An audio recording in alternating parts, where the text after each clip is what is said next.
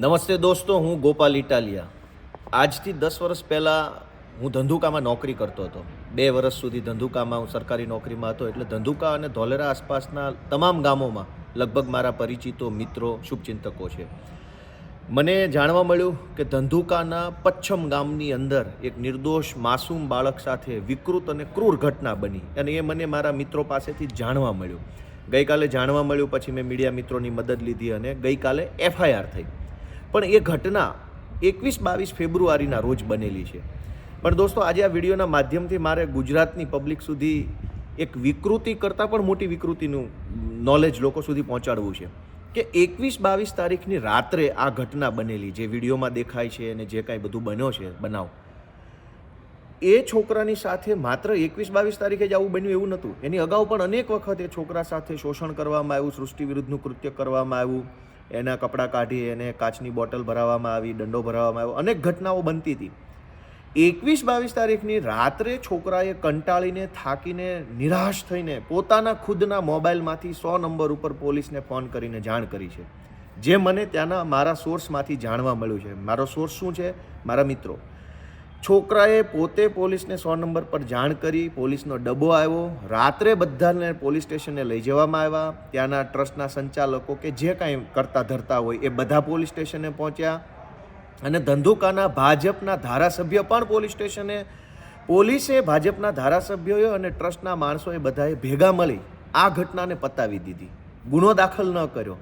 છોકરાના mummy papa કે એના જે કાંઈ વાલી વારસો હતા એને પણ અષ્ટમ પષ્ટમ સમજાવી દેવામાં આવ્યું. છોકરો જે ગામનો છે એ ગામના સરપંચનો સંપર્ક કરીને, આરોપી છોકરા જે ગામના હતા એ ગામના સરપંચનો કોન્ટેક્ટ કરીને પોલીસ સ્ટેશનમાં પોલીસવાળાએ પોતે જ આટલી ક્રૂર ઘટનાનું ફીંડલું વાળી દીધું. અને ફીંડલું વાળવામાં હર્ષ સંઘવીની પોલીસ અને ભાજપનો ધારાસભ્ય, આ બંનેએ આગેવાની લીધી.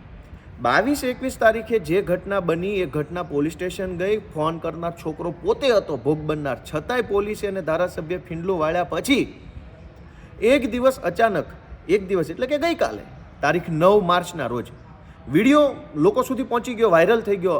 હજારો કરોડો લોકોએ વિડીયો જોયો. આખો વિડીયો તો કોઈ જોઈ ન શકે એટલો ક્રૂરમાં ક્રૂર વિડીયો. હજારો લોકોએ વિડીયો વાયરલ થયો એટલે તરત જ પોલીસ એક્શનમાં આવી અને તરત જ FIR લખવામાં આવી ગઈકાલે. પણ FIR લખવામાં પણ પોલીસે શું હલકાઈ કરી? એક કે 2 દિવસ સુધી સતત પોલીસે આ ભોગ બનનાર બાળકના પરિવારને પોલીસ સ્ટેશને બોલાવીને બેસાડી રાખે. હમણાં ફરિયાદ લખું, કલાકમાં લખું, સાહેબને પૂછીને લખું, આમ લખું, તેમ લખું. ફાઇનલી જ્યારે વિડીયો વાયરલ થયો ત્યારે FIR લખવામાં આવી 9 તારીખના રોજ સાંજે. પણ એકચ્યુઅલમાં સવારથી પોલીસ સ્ટેશને ભોગ બનનાર બાળકના પરિવારના સભ્યોને બેસાડી રાખ્યા હતા. સાંજે જ્યારે પોલીસે ફરિયાદ લખી ત્યારે અંદર શું લખ્યું?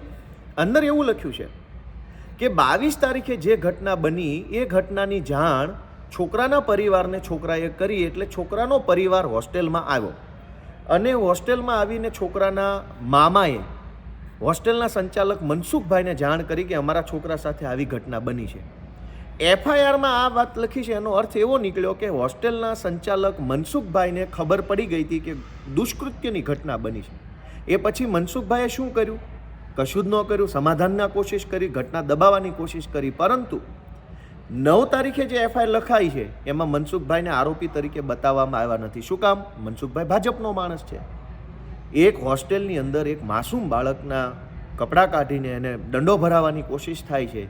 એ ઘટના મનસુખભાઈને, ધંધુકાના પોલીસવાળાને, ધંધુકાના ભાજપના ધારાસભ્યને અને હર્ષ સંઘવીને બહુ મામૂલી ઘટના લાગે છે. મારું તો એવું કહેવાનું છે કે આ ઘટનામાં પેલા છોકરા નહીં, આ બધાય આરોપીઓ છે.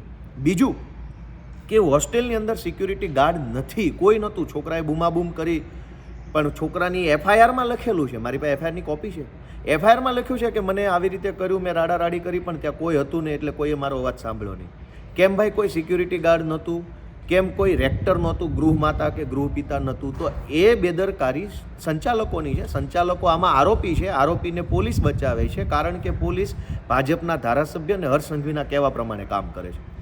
આટલી વિકૃત ઘટનામાં પણ હર્ષ સંઘવી, પોલીસને, ભાજપના ધારાસભ્યો બેશરમ બનીને બચાવવા નીકળ્યા છે આરોપીને. આનાથી ક્રૂરમાં ક્રૂર ઘટના શું હોઈ શકે દોસ્તો? અને સૌથી મહત્વની બાબત કે આ FIR જે લખાઈ છે એ FIRમાં એવું લખ્યું છે કે છોકરાના કપડાં કાઢીને એને વાંકો ઊભો રાખીને એના ગુદા માર્ગમાં કાચની બોટલ ઘુસાડવામાં આવતી. એકચ્યુઅલી બોટલ કાચની નહોતી, એ દારૂની બોટલ હતી, જે મને મારા સોર્સથી જાણવા મળ્યું છે. પણ પોલીસે એટલી બેશરમીની હદ વટાવી દીધી છે કે દારૂની બોટલ લખવાના બદલે સાદી કાચની બોટલ લખી છે એફઆઈઆરમાં. કાચની બોટલ હોસ્ટેલમાં કઈ હોઈ શકે? ત્યાં તો હોસ્ટેલમાં છોકરા ભણતા હોય તો તેલની બોટલ હોય, તો તેલ તો પ્લાસ્ટિકની બોટલોમાં આવે છે. ઠંડા પીણાની કોઈ બોટલ હોય તો એ પણ પ્લાસ્ટિકમાં આવે છે. હોસ્ટેલની અંદર કાચની દારૂની બોટલ હતી એવું ભોગ બનનાર છોકરો પોતે કહે છે, છતાંય પોલીસે મહાનતા બતાવવા પોતાની કાચની બોટલ લખી. અને સૌથી ક્રૂરમાં ક્રૂર કામ જો પોલીસે કોઈ કર્યું હોય તો એવું કે એફઆઈઆરમાં પોલીસે એવું લખ્યું છે કે ભાઈ આ વિડીયો વાયરલ થયો એટલે પોલીસના ધ્યાનમાં આવ્યો, એટલે હર્ષ સંઘવીના રાજમાં ધંધુકાની મહાન પોલીસે ભોગ બનનાર પરિવારનો સંપર્ક કર્યો, શોધખોળ કરી અને શોધી કાઢ્યા, પછી એને ફરિયાદ લખાવવા માટે મોટિવેટ કર્યા, પ્રેરણા આપી, હિંમત આપી, પછી એ પરિવાર તૈયાર થયો અને પછી ધંધુકાની મહાન પોલીસે ફરિયાદ લખી. એફઆઈઆરમાં આવું લખ્યું છે. 21 તારીખે 22 રાત્રે જ્યારે છોકરાએ 100 નંબર પર ફોન કર્યો ત્યારે જે ધંધુકા પોલીસે ભાજપના દલ્લાના કહેવાથી ઘટના ફીંડલું વાળી દીધું, પૂરી કરી દીધી, એફઆઈઆર ન લખી, છોકરાના વાલી વારસને ધમકાવીને કાઢી મૂક્યા, પોલીસ સ્ટેશનમાં તમાશો થયો રાતના સમયે. એ પોલીસ વિડીયો વાયરલ થયા પછી એમ કહે છે કે અમારા ધ્યાનમાં આવ્યું અને અમે એને સામે ચાલીને બોલાવીને એફઆઈઆર લખી. દોસ્તો, આટલી હદે ક્રૂરતા થઈ રહી છે. ઉપરથી આરોપીઓને છાવરવામાં આવે છે, કોઈ બોલવાવાળું નથી. અમે બોલીએ છીએ તો મારું ફેસબુક બ્લોક મરાવી દીધું પોલીસે. આજ સવારથી હું મારું ફેસબુક ખોલી શકતો નથી, બિલકુલ સ્ટોપ થઈ ગયું. મારા ફેસબુકમાં હું કંઈ મૂકી લોગિન નથી થતું. ધંધુકાના પોલીસવાળાએ આ ધંધા કર્યા છે. તો દોસ્તો, મારી એટલી જ વિનંતી છે કે આ ક્રૂર ઘટના બની છે, લોકો સુધી પહોંચાડો. હું એમાં સતત જોડાયેલો છું. એ ઘટનામાં ભોગ બનનારના વાલી વારસ સાથે વાયા સંપર્કમાં છું. મારા મિત્રો મને માહિતી આપી રહ્યા છે. તમારા બધાના સપોર્ટની જરૂર છે. જય હિન્દ.